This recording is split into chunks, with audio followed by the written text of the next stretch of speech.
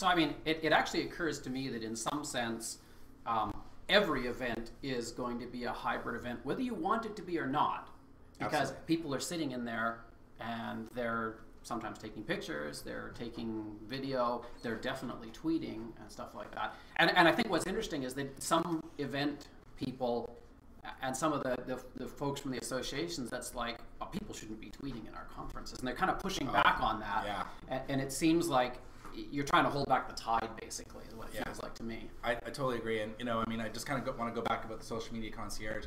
I did write a blog post about my 10 tips on it, 8 things to do, 2 things not to do. So if you go to amuseconsulting.ca, you can read that blog. But I think that, just as social media in general, the line when people say like, oh, I'm not going to go on social media, it's no good for me, blah, blah, blah. And I'm like, well, I'm sorry, but if you're a business, people are talking about you whether you want them to or not. So do you want to be part of the conversation, or do you want to be left out in the cold and just be wondering what your customers are saying? And conference attendees are customers.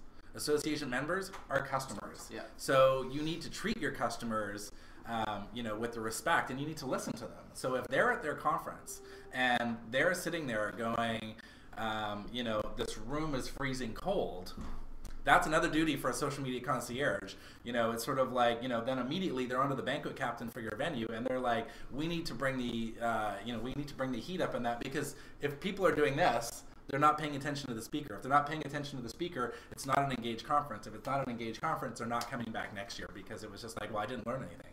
So, or if you're hearing, for example, like, oh my God, this speaker is amazing, I'm totally loving what they're talking about, et cetera, then you're like, bang, this is a speaker. You don't need to do a survey. Right.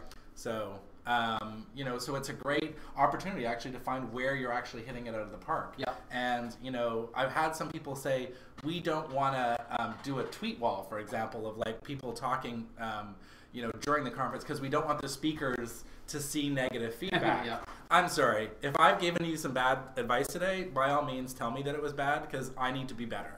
So, yeah. if you paid me $5,000 to speak and you thought I sucked, then really I should never be hired again. And I need to do better, because that's how I'm making my money.